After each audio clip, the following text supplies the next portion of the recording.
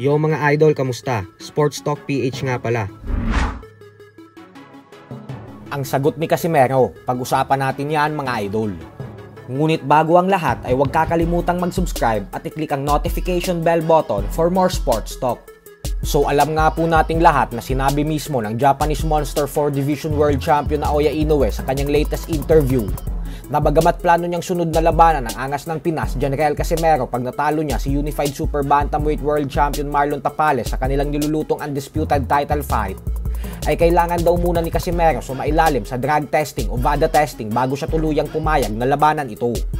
At dahil nga po dyan ay agad sumagot si Casimero at naglabas ng video sa kanyang official YouTube channel na Cuadro Alas It's My Boy. Banat ni Casimero na ang sikreto lang naman daw kung bakit napakalakas niya ay dahil sa nakaugalian niyang pagkain ng mga kamoteng kahoy at saging. Kaya naman wala na daw VADA test pa, lalo pat wala na daw ngayon sa kanya ang conditioning coach na si Mimo Heredia. Bukod dyan ay inaya din ni Casimero na kumain na lang din daw dapat si Inoue ng kamote. Habang ang kapatid naman nito na si Jason Casimero ay sinabing ang dahilan lang umano kung bakit gusto ni Inoue magpa-VADA test si Casimero ay dahil natatakot lang daw ito.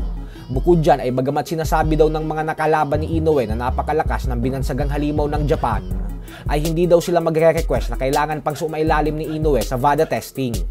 Sa Facebook naman ay nag-comment din ang official Facebook page ng magkapatid na Casimero na ang dami daw rason ni Inoue. Kung malakas daw talaga ito ay kumain daw muna ito ng kamao niya. Tingnan daw natin kung hindi ito susuka. Bukod dyan ay wala daw problema ang VADA test na hinihingi ni Inoue. Patunay lang daw ito na hindi makapaniwala si Inoue sa taglay na lakas ng kanyang kamao. Aminado naman daw siya na malakas talaga si Inoue. Subalit ang problema daw dito ay kung kaya daw ba ni Inoue tanggapin ang lakas niya. Ano yung mga sekreto na mo? Lo! Kamuting kahoy, Oh. saging, Ulo. banana Q, mga, ito pa, mga immortal. Pero anong bada-badatis nyo? Putay na, oy!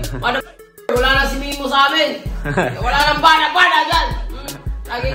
Lagi. Yan pala yung sekreto ng mga immortal. Oh, lo. Ah! Oy, Inoue, kaano ka lang kamuti para magututot ka. Kaya sinasabi niyang natatakot kasi si Inoue. Bakit sinasabi niyang pabadatis? Natatakot pala siya. Yung mga boxer, wala namang, ako, kami, kahit nasabihin nila na may malakas si Naoya Inoue, walang badatis. Ako, badatis pa. Sa kabilang banda naman mga idol ay hindi na nga po nakapagpigil pa ang British boxing legend Ricky Hatton sa pinaggagawa ng YouTuber boxer na si Jake Paul. Kung saan para sa kanya ay patuloy lang daw nitong binabastos ang sports na pinakaminamahal niya. Bumanat si Hatton na walang kwenta daw itong si Jake Paul. Para sa kanya umano ay isa itong komedyante. Kahit siya na lang daw ang lumaban dito dahil panigurado daw na sa kabila ng kanyang edad na 44 years old, ay knockout daw talaga ang sasapitin ni Jake Paul sa kanya. So hanggang dito na lang po muna tayo mga idol. Sports Talk PH, kakaiba ang laban ng mga Pinoy.